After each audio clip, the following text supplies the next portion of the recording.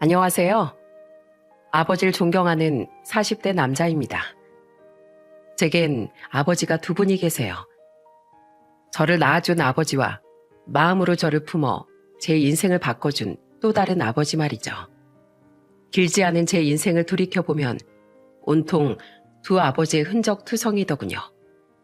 두 아버진 서로 참 다른 분이었습니다. 저는 제 사연을 통해 그런 두 아버지와 그 아래에서 자란 제 자신의 이야기를 해보려고 합니다. 모진 사연 속에 숨어있던 엄청난 비밀과 함께 말이죠. 어릴 적 저희 집은 가난했습니다.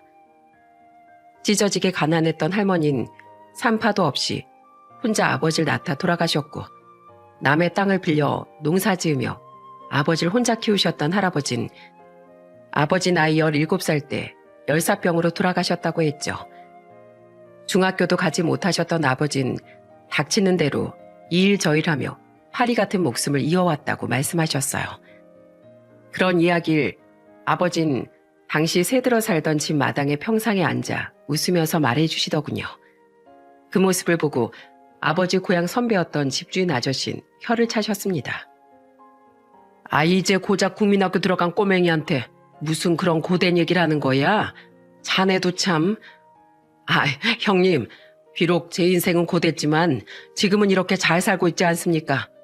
비록 가난은 해도 전파사라는 직장도 다니고 예쁜 마누라랑 토끼 같은 자식도 있고 말이죠.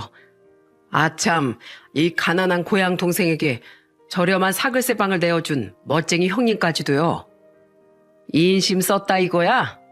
끝에 슬그머니 갖다 붙여대긴. 이따 저녁에 재수 씨랑 영재 데리고 우리 집 와서 밥이나 먹어. 마누라가 굴비를 사왔어. 아버지, 굴비가 뭐예요? 엄청 맛있는 생선이야. 아버지가 미안해 우리 아들.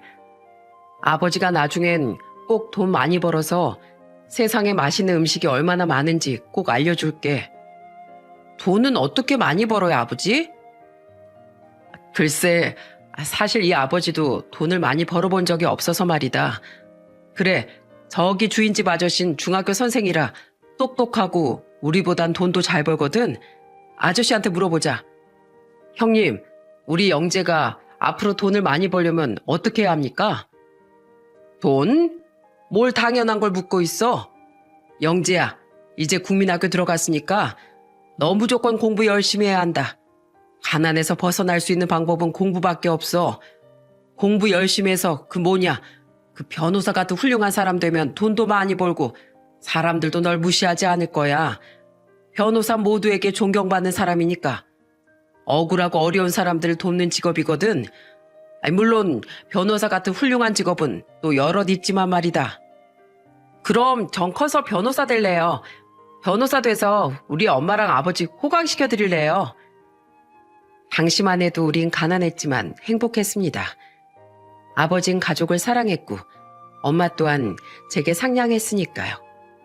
주인집 아저씨와 저희 아버진 절친한 사이로 아저씨 내외는 우리 가족을 많이 챙겨주셨습니다. 덕중아, 얼른 나와. 재수씨도 얼른 나오세요. 주말이라 동물원에 사람이 미어 터질 겁니다. 예, 형님, 나갑니다. 그러다 보니 우리 두 가족은 사이가 좋았어요. 함께 피서철에 놀러 가기도 했고, 어린 저와 저보다 2살 많았던 아저씨네 딸을 데리고 가끔은 근교로 바람을 쐬러 가기도 했죠.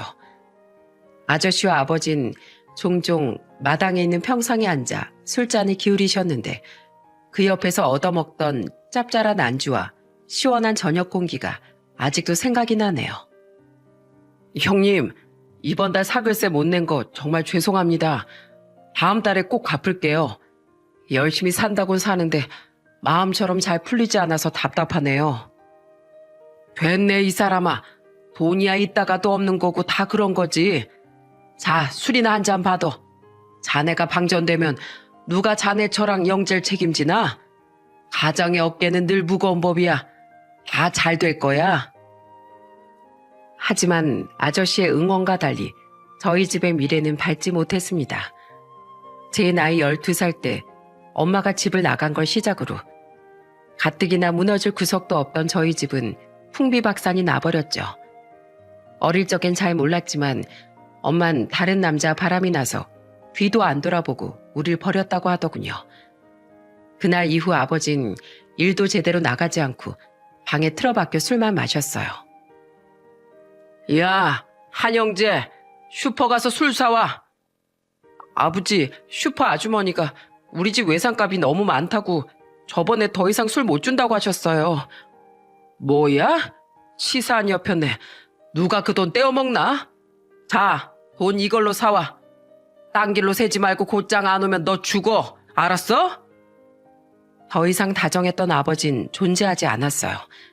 아버진 절 영재아가 아닌 한영재라고 불렀습니다. 엄마의 흔적인 제가 밉다고 푸념했고 집 나간 엄마를 향해 온갖 육두문자를 붙여 욕을 해댔죠. 처음엔 그런 아버지가 무섭더군요.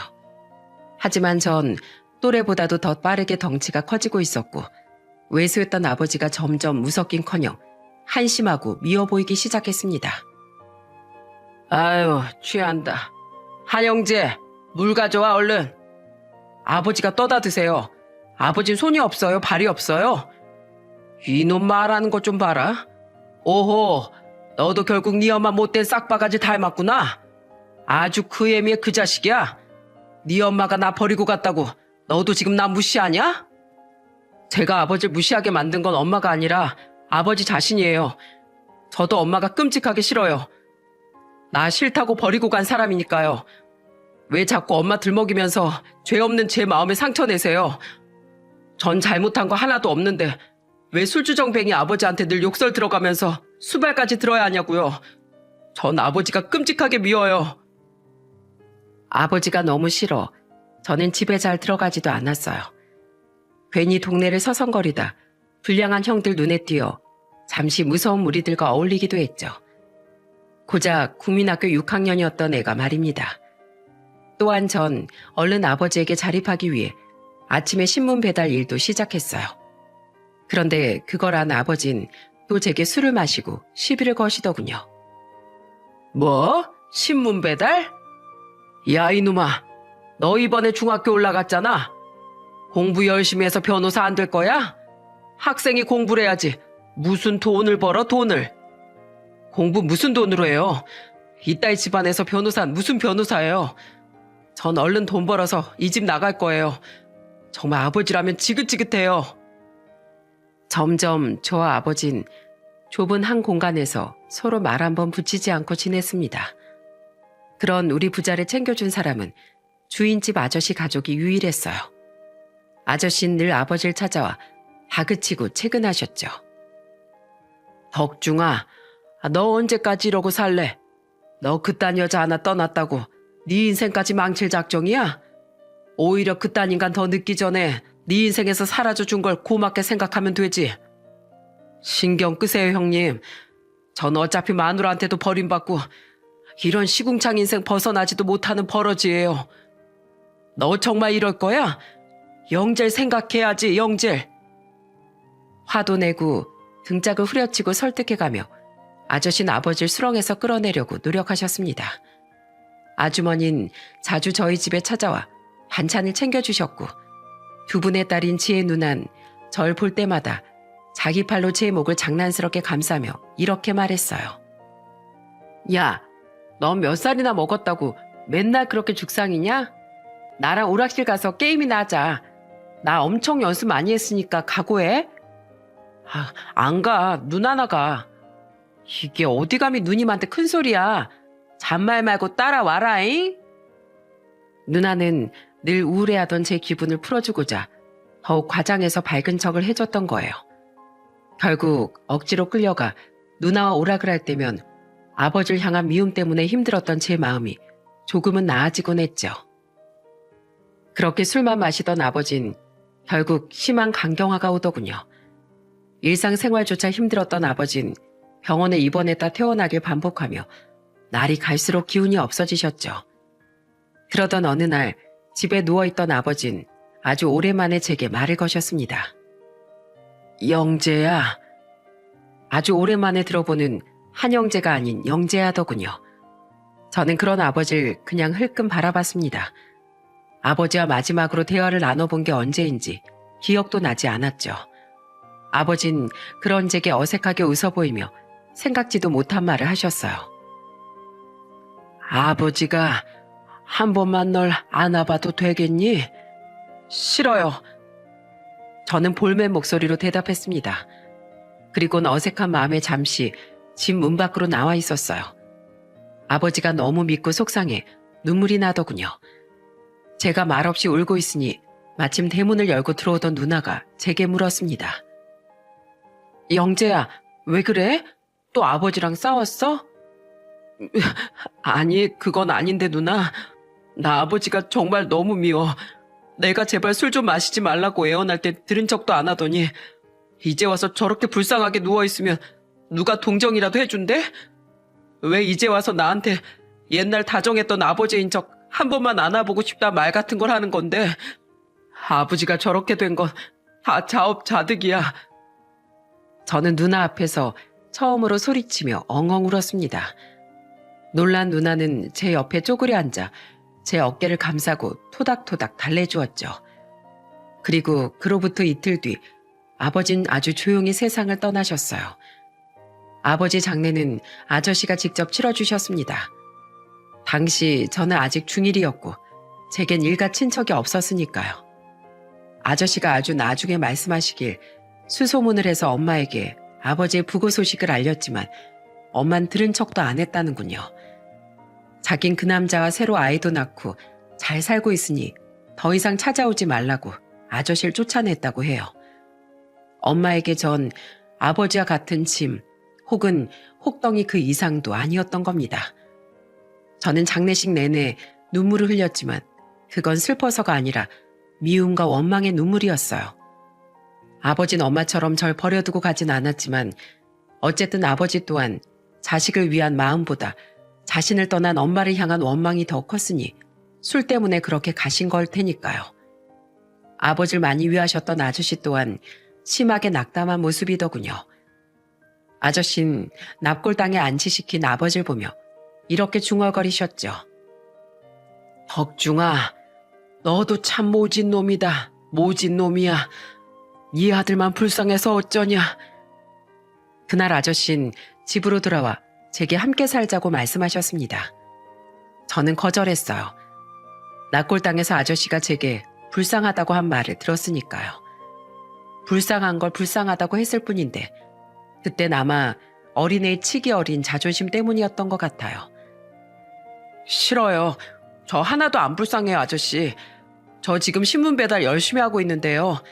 앞으로 우유 배달도 하고 전단지 알바도 하면서 사글세 꼬박꼬박 낼게요. 저 혼자 알아서 잘 살 수 있어요. 아주머니와 누난 그런 제가 안타까웠는지 눈물을 터뜨리더군요. 하지만 아저씨는 제게 호통을 치셨죠. 넌 네가 다 큰 어른 같지? 아니야 이놈아. 내 눈에 넌 이제 막 걸음마 뗀 갓난애야. 사글세 같은 거 필요 없어. 네 아버지 어차피 1년 전부터 사글세 따위 내지도 못했는데 그걸 이제 와서 너한테 다시 받으랴? 나 학교 선생이야. 어려운 학생을 후원을 못해줄 망정 너한테 돈을 받으라고? 선생 자존심에 먹칠하지 말거라. 내 품에 있는 이상 넌 내 자식이나 마찬가지야. 잔말 말고 들어와. 그래 영재야. 아저씨 말대로 해. 아줌마가 장례 치르는 동안 한 번씩 와서 네가 쓸 방 치워놨어. 널 혼자 두면 이 아줌마 마음이 너무 아플 것 같구나. 그러니까 우리랑 같이 살자. 어? 사실 아저씨 말대로 저는 고작 14살이었는데 혼자 사는 일이 왜 안 무서웠겠습니까? 저는 그런 두 분의 말에 감사해 결국 눈물을 터뜨리고 말았어요. 그리고 아저씨는 제가 방 정리를 마치자 저를 불러 이렇게 말씀하시더군요. 영재야, 너 신문 배달 이제 그만둬라. 보다시피 우리 집이 부잣집은 아니어도 너 하나 더 걷어 키우는데 힘이 빠듯할 형편은 아니야. 우리가 보살펴 줄 테니까 넌 공부만 해. 아저씨, 저 그렇게 민폐 끼치는 애 되고 싶지 않아요. 전 얼른 돈 벌어서. 어허, 학생이 공부를 해야지. 전부터 왜 벌써 돈돈거리는 게야? 아저씨가 예전에 한번 얘기했지? 돈을 많이 벌고 싶으면 공부를 하라고. 공부해서 좋은 직업 가지고 남들 보란 듯이 살아. 살아가는데 남들 시선이 전부는 아니지만 적어도 남들이 넌 무시하지 못하게 살란 말이야. 정 부담스러우면 악착같이 성공해서 갚아. 이 어린 나이에 신문 같은 거 들지 말고 연필을, 펜을 들어야 네가 진정으로 성공할 수 있는 거다. 그 불량한 애들하고 어울리는 건 때려치우고. 말씀은 무섭게 하셨지만 아저씨가 절 걱정한다는 마음만은 고스란히 전해졌습니다. 그때부터 전 불량한 무리에서 멀어지며 다시 공부를 시작했어요. 아저씨의 말 한마디에 제가 변했다기보단 솔직히 집에 들어가기 싫어서 그 무리와 어울렸던 거지 애초에 그런 짓이 잘 맞지 않았거든요. 그렇게 바로 행복하게 살았습니다. 하고 끝내면 좋겠지만 안타깝게도 처음 그 집에서의 생활은 순탄치 않았습니다. 영재 너 성적이 이게 뭐야? 학원 다니면서 졸았어? 죄송해요 아저씨. 저 진짜 열심히 한다고 했는데 한동안 공부를 손에서 나서 그런지 머리가 잘 안 돌아가요. 그건 다 핑계야. 네가 그만큼 치열하게 공부하지 않은 거야. 덜 절박하니까. 너 성공할 거라며? 성공은 아무나 하는 줄 알아? 피나는 노력을 해본 사람만이 성공하는 거야 이놈아. 여보, 애 좀 그만 잡아요. 이 정도면 충분히 성적 잘 나왔는데 왜 그래요? 우리 지엔 영재보다 성적 훨씬 못 나왔어도 아무 말 안 했으면서. 영재 이놈이 남들보다 더 영특한 놈인 걸 아니까 그렇지. 아까워서. 잔말 마고 영재 너 다음 시험 때도 이 모양이면 아저씨한테 혼날 줄 알아? 아저씨는 유독 제게 굉장히 엄격했습니다. 그런 강요 때문에 처음엔 공부가 하기 싫어지더군요. 하지만 억지로 공부하고 있는 제게 과일을 가져다 주며 다정하게 건넨 아주머니의 말에 그나마 위로를 받았죠. 영재야, 아저씨가 좀 무섭지? 학교에서도 호랑이 선생님으로 소문이 났다더라. 아저씨가 말은 저래도 다 네가 잘 됐으면 하는 마음에서 그러시는 거야. 너한테 기대도 크고 아마 네가 마음을 독하게 먹으라고 더 모진 소리 하는 것 같은데 막상 속은 여린 양반이니까 착한 네가 이해 좀 해줘. 아저씨 이번 주말에 친구들하고 등산 간다니까 우리 그날은 공부하지 말고 아줌마랑 지혜 누나랑 같이 패밀리 레스토랑 가자. 영화 구경도 하고. 아저씨한텐 비밀로 하고요? 그럼 당연하지. 자, 아줌마랑 약속. 대신 다녀와선 공부 더 열심히 하는 거다. 아주머니는 굉장히 다정한 분이셨어요. 누나 또한 늘 제 편이 돼주었죠. 그런 두 사람 덕분에 전 공부 이외에도 밥상 예절, 어른 공경 등 저에게 계속 엄하게 구는 아저씨의 가르침을 따르고 아저씨를 이해할 수 있었어요. 이후 그 집에서 산 지 3년여가 지났을 땐 어디 가서 예의 없다는 소린 한 번도 듣지 않았죠. 아저씨는 그렇게 아버지와 살 동안 태도와 예의 범절이 많이 불량해진 절 가르치셨던 거예요. 한 번은 이런 일도 있었습니다. 고등학교 1학년 때 전 반 친구와 크게 싸움을 했었어요. 아저씨는 제 보호자 자격으로 잠시 시간을 빼서 학교에 불려오셨습니다. 전 아저씨께 엄청나게 혼날 각오를 이미 하고 있었어요. 그런데 아저씨는 그날 오히려 제 담임에게 화를 내시지 뭐예요? 영재 이 녀석이 먼저 태수 코에 주먹을 날렸답니다. 계속 태수가 영재를 고아 자식이라고 놀렸던 모양이에요. 아무리 그래도 그렇지 불량배도 아니고 주먹질하면 어쩝니까? 고아를 고아라고 하지 뭐라고 해요? 아무튼 부모 없는 애들이 이렇게 티를 낸다니까. 영재 너 얼른 태수한테 사과해. 이 보세요 담임 선생님. 지금 뭐라고 하셨습니까? 네? 왜 우리 애가 먼저 사과를 하느냐고요? 사람은 누구나 죽습니다. 누구나 다 고아가 된다고요. 선생이란 사람이 애가 마음에 상처를 가지고 있으면 보듬어 줄 생각을 해야지. 어찌 그렇게 못났습니까? 같은 선생으로서 창피합니다. 친구의 상처 놀리는 게 아니라고 저놈을 혼내야지. 참다 우라가 터진 우리 영재한테 먼저 사과하라고요? 내 눈에 흙이 들어가도 절대 안 됩니다. 그리고 영재 보호자로 온 제가 안 보이십니까? 제 피는 안 섞였어도 저희 집으로 거둔 이상 영재는 제 아들이나 마찬가지예요. 입 조심하세요. 그날 아저씨는 교무실을 완전 뒤집어 놓으셨어요. 그리고 결국 아저씨는 담임과 저를 놀린 친구, 그리고 그 친구의 어머니에게까지 사과를 받아내셨죠. 저는 그런 아저씨가 너무 든든하고 고마웠습니다. 하지만 아저씨는 그날 집으로 돌아와 저조차도 눈물 쏙 빠지도록 혼을 내시더군요. 이 정신 나간 놈이 옛날에 불량한 애들이랑 놀던 버릇 아직도 못 고쳤어? 어따 대고 주먹을 먼저 내밀긴. 하지만 아저씨, 아깐 분명 걔가 먼저 잘못한 거라고 하셨잖아요. 걔가 먼저 잘못했지. 하지만 너도 잘못했어. 지금이야 아직 학교라는 울타리가 널 지켜주고 있지만 성인이 되는 순간 세상은 더없이 냉혹해지는 거야. 주먹은 네가 그 어떤 억울한 일을 당해도 해결해주지 않아. 그래서 사람은 공부를 해야 하는 거야. 힘을 낼 수 있는 목소리를 얻고 지식을 가져야 진정한 승자가 될 수 있는 거란 말이야. 네가 고아인 게 뭐 창피하냐? 창피하지 않을 일 가지고 괜히 열내지 마라. 아까도 얘기했듯이 세상은 냉정하고 냉혹해. 네가 고아라는 사실만으로 널 무시할 놈들은 아까 그놈하고 네 담임선생 말고도 이 세상에 수두룩 빽빽하단 말이야. 넌 남들보다 출발선이 뒤에 있는 놈이야. 그러니까 더 무시 안 받고 인정받으려면 더 독하게 노력하고 더 참아. 남들보다 훨씬 예의 있고 똑똑하게 굴어. 아무도 널 무시 못하게 크라고 이 녀석아. 아저씨는 목에 핏대를 세우면서까지 제게 인생에 대해 교육하셨습니다. 무작정 착하게 살아라. 넌 가여운 아이다 라는 말보다 냉정한 세상을 가르쳐주는 아저씨의 말이 가슴에 콱 하고 와닿더라고요. 게다가 아저씨는 아저씨와 아줌마가 제 부모나 마찬가지라는 말도 덧붙이시더군요. 그렇게 기를 쓰고 노력하다가 지치면 우리에게 기대서 울어도 된다. 내가 생각하는 부모란 그런 거야. 자식을 자립할 수 있게 만들어주는 거. 그리고 뒤에서 늘 조용하고 든든하게 버티고 있는 존재 말이다. 그러니까 넌 우리가 있으니까 더더욱 고아란 말에 발끈할 필요 없다 이 말이야 이 녀석아. 아저씨 감사해요. 아저씨 깊은 뜻을 제가 미처 몰랐어요. 그동안 아저씨를 조금 미워하기도 한 절 용서해 주세요. 저 아저씨 그 뜻에 보답하기 위해서라도 정말 열심히 공부할게요. 지켜봐 주세요. 아저씨는 바로 저를 마음으로 품어준 제 두 번째 아버지였던 겁니다.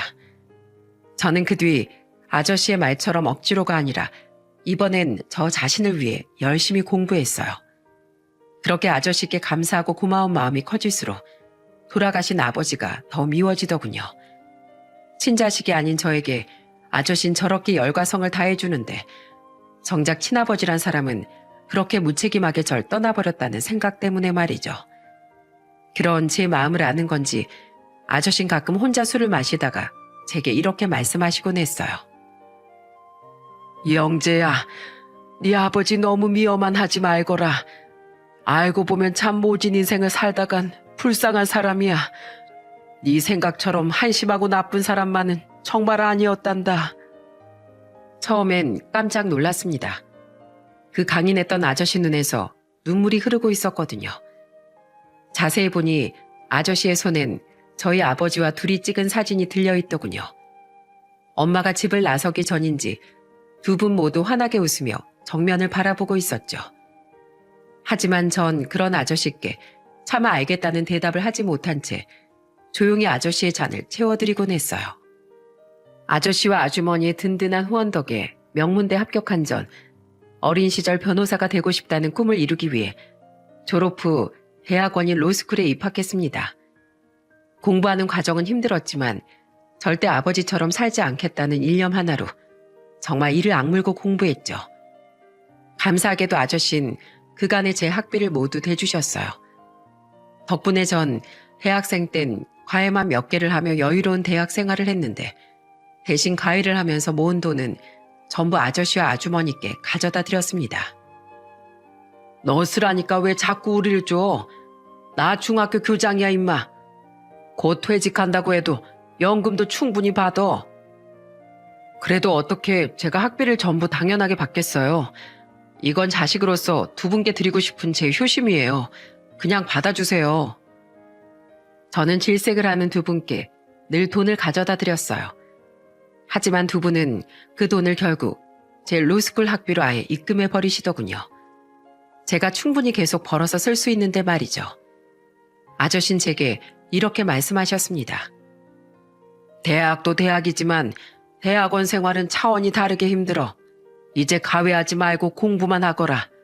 얼른 변호사가 되는 게 오히려 우릴 기쁘게 해주는 일이야. 저는 감사한 두 분을 위해서라도 빨리 변호사가 되고 싶었습니다. 때문에 로스쿨을 졸업한 후엔 비장한 각오를 하고 따로 고시원으로 들어가 공부했어요. 우리 아드님 공부는 잘 되고 있어? 아줌마, 저 잘 챙겨 먹고 있다니까요. 이런 반찬 계속 안에다 주셔도 되는데. 우리 아들 밖에 떼어놓고 내가 마음이 놓이나. 그래도 아줌마 오시느라 힘드시잖아요. 알았어. 그럼 다음부턴 우리 지혜시켜서 보낼 테니까 받아서 잘 먹어. 알았지? 가끔씩 전화하고 집에도 오고. 아주머니와 누난 번갈아 가며 제게 반찬을 가져다 주었습니다. 아저씨는 한 번씩 절 찾아와 밥을 사주며 응원해 주었죠. 이미 그들은 제 가족이었어요. 아주머니는 저를 아들이라고 부르고 계셨죠. 생각보다 탈락의 고배를 많이 마셔야 했지만 그런 가족의 응원 덕분에 저는 나이 34살에 드디어 변호사 시험에 합격했습니다. 아이고, 장하다 장해 영재야. 아줌마가 한번 안아보자. 오, 한영재, 좀 했다? 그렇게 변호사 되겠다 하더니 결국 해냈구나. 멋지다. 누나가 임용고시 합격해 아저씨처럼 중학교 교사가 된 후로 그렇게 기뻐하는 가족들의 표정을 본 적이 없었어요. 그 와중에 아저씨는 고개를 들지 않고 서 계셨는데 가만히 다가가 보니 아저씨는 소리 없이 흐느끼고 계시더군요. 그 모습을 본 누난 와 웃으며 소리쳤죠. 세상에 우리 아버지 우신다. 내가 임용고시 합격했을 때도 이렇게 안 우시더니 이 집 진짜 자식은 내가 아니라 영재 너였던 거 아니야? 영재야, 아버지 네가 변호사 된 게 이만큼이나 기쁘신가 봐. 얼른 와서 한번 안아드려. 아저씨, 제가 이렇게 변호사가 될 수 있었던 건 전부 아저씨 덕분이에요. 아저씨 엄한 교육이 아니었다면 전 절대 이렇게까지 이악 물고 노력하지 못했을 겁니다. 감사합니다. 아저씨는 제 또 다른 아버지세요. 물론 아주머니도 제 두 번째 어머니나 마찬가지시고요. 앞으로도 두 분께 정말 효도하면서 살겠습니다. 내가 널 정말 현명하게 키운 건지 모르겠구나. 내가 널 너무 엄하게만 키운 건 아닌지 늘 미안했는데 이렇게 잘 자라줘서 잘 해내줘서 정말 고맙다. 축하한다 내 아들. 저는 아저씨를 꼭 껴안고 감사를 전했습니다.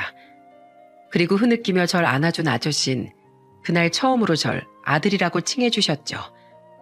아저씨가 어찌나 서럽게 우시던지 결국 우리 셋 모두 눈물이 터져 우린 서로를 끌어안고 한참을 울었네요. 또한 그날 전 아저씨와 아주머니께 또 한 가지 엄청난 소식을 안겨드렸어요. 아줌마, 아저씨, 사실 저 누나랑 3년간 교제 중이에요. 아들이 사회가 되는 걸 허락해 주신다면 이제 제 평생을 바쳐서 누나를 행복한 사람으로 만들어주고 싶습니다. 뭐라고? 너희 둘이 결혼을 한다고? 누나는 얼굴을 붉힌 채 두 분께 고개를 끄덕였습니다.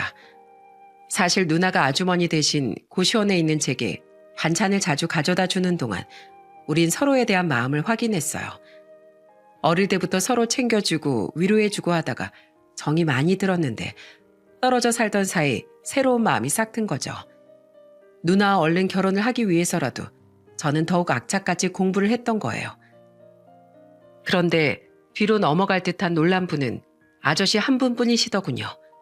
아주머니는 그럴 줄 알았다는 듯 웃으면서 고개를 끄덕이셨죠. 뭐야, 엄만 알고 있었어? 왜 다 아는 듯한 표정이지? 나 말 안 했는데? 그걸 어떻게 모르니? 네 아버지야 워낙 이런 데는 둔하다지만 내가 반찬만 만들면 파득파득 네가 가져가겠다고 우기고 뭐하냐고 물어보면 툭하면 공부하는 영재 옆에서 너도 영어 공부한다는데 눈치가 뻔하지 뭐. 아무튼 축하한다. 다른 사람도 아니고 영재가 이제 법적으로 우리 가족이 된다는데 반대를 내가 왜 하겠어? 엄만 개인적으로 영재가 너보다 조금 더 아깝다고 본다. 헐, 거봐, 내가 말했지? 분명 이 집 친자식은 내가 아니라 영재 너일 거라고.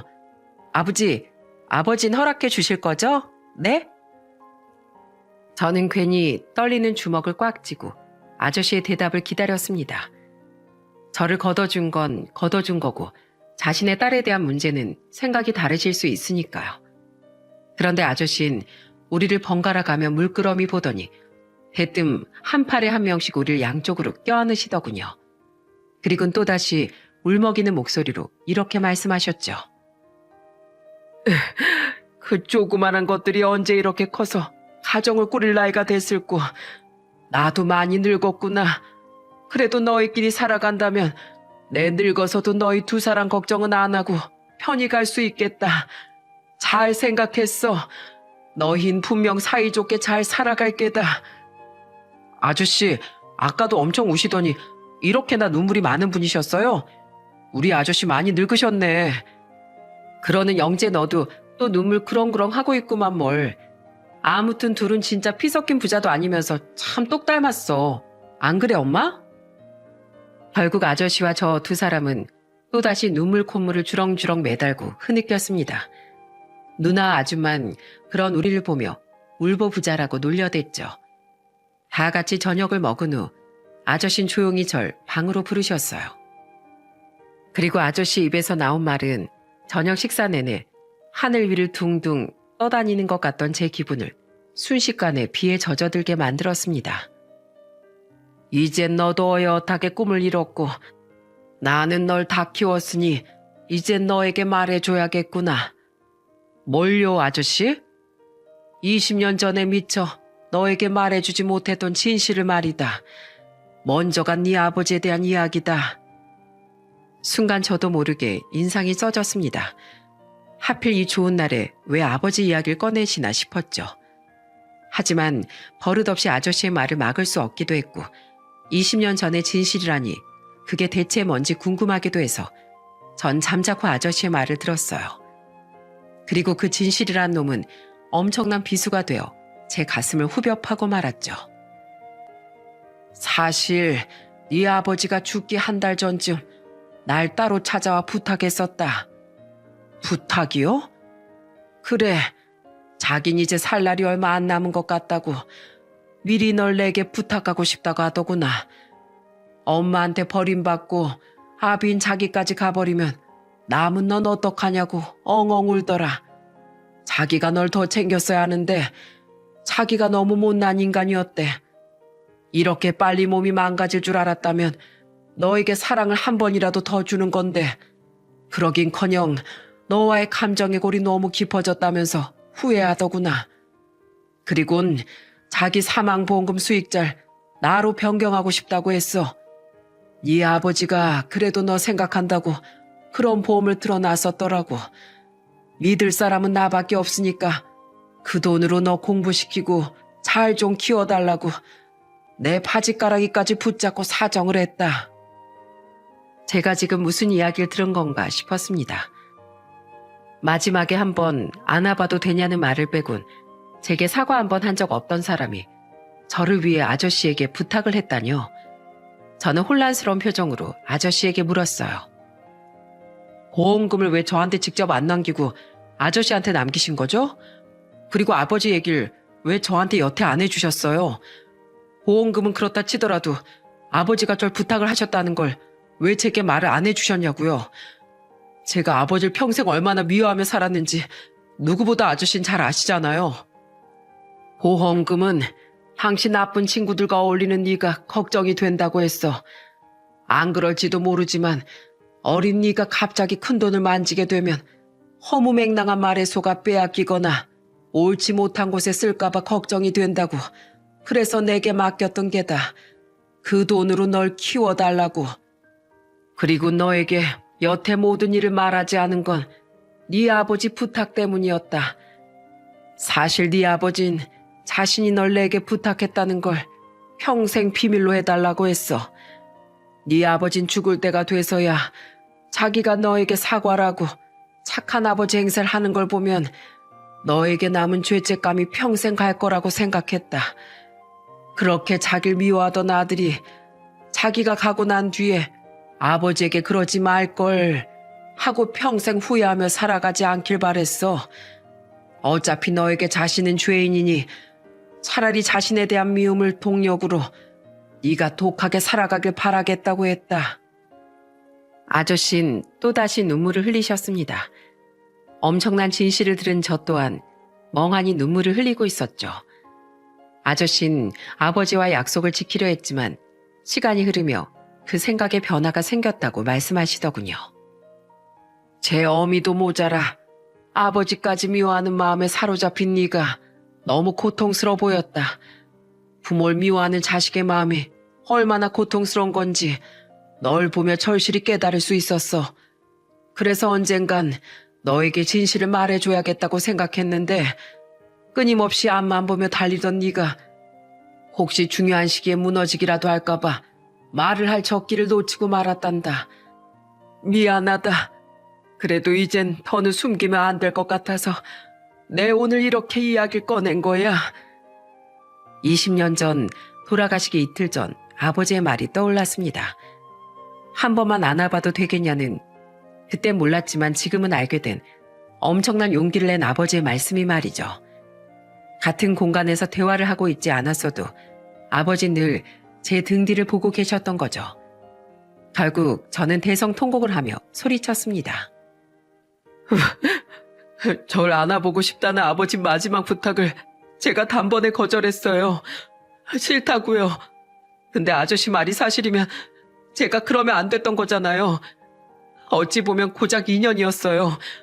아버지가 저에 대해 정말 미안해하신 거라면 아버지가 엄마 때문에 방황했던 시긴 채 2년도 안 되는 짧은 시간이었다고요. 하나밖에 없는 아들이란 놈이 고작 그 시간을 못 참고 자기 아버지를 미워하고 원망했다는 거잖아요. 절 위해서 말하지 말라고 했다고요? 절 위했다면 아버진 돌아가시기 전에 한 번이라도 제게 사과를 하셨어야 돼요. 그럼 제가 이렇게 평생 동안 미움에 사로잡혀 살지 않았을 거 아니에요. 내가 미안하다. 차라리 네 아버지한테 널 부탁받은 바로 그날이라도 너에게 네 아버지 진심을 전해줬더라면, 그랬더라면 너희 두 부자가 화해할 수도 있었을 텐데. 아니에요, 아저씨. 사실 그냥 제 스스로가 원망스럽고 미운 거예요. 자식이 돼서 한 번만 아버지께 먼저 다가가 볼 걸. 그랬다면 아버지도 저에 대한 진심을 보이는 게 조금은 쉬웠을 텐데 하는 생각 때문에요. 평생 고생만 하다 산 우리 아버지, 돌아가셔서도 자식한테 미움받고 산 우리 아버지, 불쌍해서 어떡해요. 제가 불효자고 죄인이에요. 아니다, 아니야. 넌 아무것도 몰랐잖니. 영재야, 네 아버진 절대 불쌍하지 않다. 왜냐하면 네 아버진 아들인 네가 변호사가 된 모습을 하늘에서 지켜봤을 테니까 말이야. 자신과 달리 넌 꼭 똑똑하고 배운 사람이 돼서 성공하는 거, 그거 하나가 자기 유일한 소원이라고 했어. 지금쯤 하늘에서 아주 많이 기뻐하고 있을 거란다. 그러니까 영재야, 지금이라도 네 아버지를 용서할 수 있다면 그걸로 됐다. 이제 미움은 모두 털어내고 감사하는 마음으로 살아가면 되는 거야. 이리 와, 내 새끼. 네가 그렇게 서럽게 울면 내 마음이 다 아프다. 아저씨는 오열하는 저를 끌어안고 함께 울부짖으셨습니다. 아마 우리 두 사람 모두 생전 아버지를 떠올리고 있었던 거겠죠. 아저씨는 함께 여름밤 평상에서 술잔을 기울이던 친구이자 동생의 모습을, 저는 그 평상 위에서 제게 마른 오징어를 건네주며 한쪽 눈을 찡긋하던 자상한 아버지의 모습을 말입니다. 그런 아버지의 삶이 너무 애달프게 느껴져 더더욱 죄책감이 밀려와 눈물이 멈추지 않았죠. 방 밖으로 나가보니 거실에 앉아있던 아주머니와 누나의 얼굴은 눈물 범벅이 되어 있었어요. 들어보니 아주머니는 이미 아저씨께 들어 사정을 알고 계셨고 방 안에서 들려온 제 외침에 그 이야기를 하는구나 싶어 아주머니가 누나에게도 모든 이야기를 해주셨다는군요. 누나 아주머니는 절 끌어안고 그동안 마음고생 많았다고 위로해 주었죠. 다음 날 저는 아저씨와 둘이 아버지의 납골 땅으로 향했습니다. 아버지가 돌아가신 후 저는 한 번도 찾지 않았던 곳이었어요. 그리고 그곳에서 아버지의 유골함을 마주한 전 깜짝 놀라고 말았어요. 그곳엔 아버지의 사진과 함께 크고 작은 제 사진들이 놓여 있었거든요. 중학교 졸업 사진부터 고등학교 체육대회 사진, 대학 입학 사진과 가족들끼리 물놀이를 간 사진까지. 그곳엔 제 성장 과정이 담긴 사진들이 늘어져 있었죠. 먼저 입을 연 사람은 아저씨였습니다. 나랑 집사람이 가져다 둔 거야. 어차피 넌 어렸을 때부터 여기 오길 싫어했잖니. 사진이 남아 그토록 걱정했던 자식놈 얼굴 보라고 그랬다. 야 덕중아, 보고 있냐? 네 아들 드디어 어제 변호사 시험 합격했다. 장어지? 나 네 자식만은 정말 훌륭하게 키워달란 네 부탁 지키려고 정말 열심히 살았어. 물론 고생은 영재가 훨씬 많이 했지만 말이야. 이 정도면 나 너랑 한 약속 지킨 거다. 나한테 그런 무거운 비밀 지우고 훌쩍 떠나버린 거 내가 두고두고 벼르고 있어 이 자식아. 나중에 하늘에서 만나면 넌 원펀치 쓰리강냉이야. 아 그리고 너랑 나랑 사돈지간이 되게 생겼다. 우리 딸 지혜 알지? 지혜랑 영재랑 언제 눈이 맞았는지 이 앙큼한 것들이 결혼을 하겠다는구나. 하긴 난리통에도 청춘은 불타오르는 법이지. 그립다 청춘. 아무튼 난 우리 애들 행복하게 잘 사는지 좀 더 지켜보다 갈 거니까 기다리고 있어. 보고 싶다 내 동생. 아저씨 마치 아버지가 눈앞에 있는 듯 아버지의 사진을 쓸어내리며 덤덤히 말씀하셨습니다. 그리고 전 차오르는 눈물을 결국 참지 못하고 흘려보내며 20년 만에 아버지께 인사를 드렸어요. 아버지, 저 왔어요. 영재예요. 아버지, 그동안 한 번도 안 찾아뵈서 아무것도 모르고 아버지 원망하며 살아서 죄송해요. 그리고 전 아버지를 그렇게 미워했는데 아버진 절 끝까지 아껴주셔서 제가 아버지 아들로 마지막까지 사랑받았다는 걸 알게 해주셔서 정말 감사해요. 아버지, 다른 것보다 20년 전에 아버지 못 알아들여서 죄송해요. 그거 하나가 제일 제 목에 가시처럼 걸려요. 정말 죄송하고 또 죄송해요. 저는 20년 전 안아드리지 못한 아버지 대신 그곳에 놓여있던 아버지의 유골함을 끌어안고 펑펑 울었습니다. 도자기로 만들어진 차가운 유골함을 어떻게든 제 온기로 따뜻하게 데우려는 듯 저는 한참 동안 유골함을 안고 쓰다듬었죠. 그리고 그날 전 아버지를 위해서라도 더욱 훌륭한 변호사가 되겠다고 다짐하고 또 다짐했어요. 그해 겨울 저와 누나는 더 이상 누나 동생이 아니라 남편과 아내가 되었습니다. 동시에 아저씨 아주머니 또한 제 장인 장모님이 되셨죠. 감사하게도 저희 신혼집은 장인 어른께서 마련해 주셨어요. 너무 부담스러워서 받지 않으려 하니 장인 어른은 이렇게 말씀하시더군요. 봐도 괜찮어. 이거 20년 전에 네 아버지가 남겼던 보험금에 내 돈 조금 더 보탠 거야. 하지만 장인어른, 그새 물가가 얼마나 올랐는데요. 그리고 그 돈은 아버지가 저 키우는 데 쓰라고 주셨다면서요. 난 그 돈보다 더 값진 걸 얻었잖니. 아들이자 사이가 된 영재, 너 말이다. 널 키워준 값은 그걸로 충분하다. 그리고 이렇게라도 해야 아들 결혼할 때 뭐라도 해줬다고 네 아버지도 좋아할 거 아니냐. 이거 받고 부디 둘이 평생 행복하게만 살아. 결국 장인어른은 아버지에게 받으신 돈을 한 푼도 쓰지 않고 저를 키워주셨던 겁니다. 거기다 결혼할 땐 그보다도 더 큰 돈을 얹어주셨고요. 변호사라곤 해도 아직 사회초년생이었던 전 감사하게 그 돈을 받았어요. 장인어른 장모님, 제가 평생에 걸쳐 저 키워주시고 이렇게 도와주신 은혜 갚아 나가겠습니다. 돈도 열심히 벌어서 우리 네 식구 다 같이 세계 여행도 다녀오자고요. 그거 좋구만. 여보, 우리도 변호사 사이 덕 좀 이제 봐보자고요. 제가 은혜를 갚을 날이 아직 많을 줄 알았건만 결국 우린 모두 함께 세계 여행을 가지 못했습니다. 결혼한 지 고작 3년 만에 장인어른은 폐렴으로 허무하게 세상을 떠나시고 말았거든요. 마스크 시국이 기승을 부렸던 바로 그 시기에 병원에서 격리된 채 치료를 받던 장인어른은 끝내 눈을 뜨지 못하셨어요.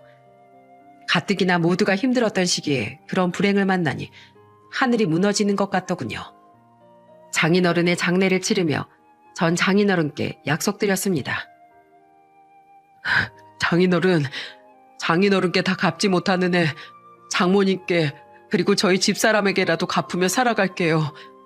장인어른, 제 두 번째 아버지가 되어주셔서 진심으로 감사했습니다. 하늘까지 길이 멀 텐데 조심히 가세요. 제 말에 장모님과 당시 우리 아들 임신 중이던 아는 서로를 부둥켜 안고 울었어요.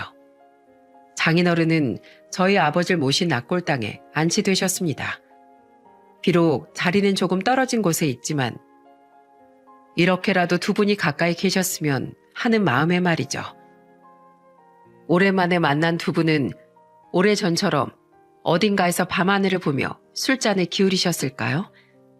너 때문에 힘들었다며 예전 하신 말씀처럼 장인어른은 저희 아버지께 장난스런 주먹을 날리셨을까요? 그게 어떤 모습이든 참 그립습니다. 친형제처럼 사이가 좋았던 젊은 두 분의 맑은 웃음이 말입니다. 언젠가 먼 훗날 저도 두 분을 뵈러 가게 된다면 그땐 저도 아무런 근심 걱정 없는 어린아이 모습이 되어서 술 한잔하는 두 분 옆에 앉아 밤하늘의 별을 세고 싶네요. 장인어른이 돌아가신 지 3년이 지난 지금 저와 아내는 장모님을 모시고 함께 살고 있습니다. 공교롭게도 저희 아버지와 장인어른의 기일이 이틀밖에 차이가 나지 않아 우린 이틀 중 하루를 정해 낙골당을 매년 찾아가고 있어요. 저희 아들이 태어난 후론 아들도 늘 함께 데려가고 있는데 저희 아들 얼굴을 두 분께 보여드릴 때마다 장모님은 손등으로 눈물을 찍어내곤 하시죠. 에휴, 두 양반 다 살아있었으면 손주 바보가 됐을 텐데 거 미안합니다들. 우리 손주 재롱은 나 혼자 실컷 보고 갈게요. 나중에 만나면 우리 손주가 얼마나 예뻤는지 설명해 드리리다. 저는 저를 번듯하게 키워내기 위해 헌신하신 장모님과 두 아버지를 위해서라도 더욱 약자의 편에서 힘쓰는 훌륭한 변호사가 되려고 노력하고 있습니다. 앞으로 현명한 아내와 상냥한 장모님, 그리고 눈에 넣어도 아프지 않을 아들을 더없이 아끼고 사랑하며 좋은 변호사로서 살아가겠다고 이 자리를 빌려 여러분께 약속드리고 싶네요. 그것이 하늘에 계신 두 아버지께 제가 보일 수 있는 가장 이상적이고 자랑스러운 아들의 모습일 테니까요. 이렇듯 처음 말씀드린 제가 존경하는 아버지는 두 아버지 모두입니다. 크기를 알 수 없는 자식에 대한 사랑을 가진 아버지들 말이죠. 저 또한 언젠간 우리 아들에게 두 분처럼 훌륭한 아버지가 반드시 되어주고 싶어요. 저는 제 사연을 통해 부모님의 위대함을 말하고 싶었습니다. 물론 세상엔 생사도 알고 싶지 않은 제 엄마처럼 자식을 버리는 부모도 있지만 대부분의 부모와 자식에 대한 사랑은 너무 커서 우리 눈에 미처 다 보이지 않는 법인 것 같네요. 그러니 저처럼 뒤늦게 깨닫고 후회하기 전에 늘 부모님께 감사하는 마음을 가지고 표현해 보셨으면 좋겠습니다. 마지막으로 누군가의 부모이신 분 혹은 부모가 될 예정이신 분들 모두의 노고와 희생에 감사의 마음을 보내며 이만 사연을 마치겠습니다. 행복하세요.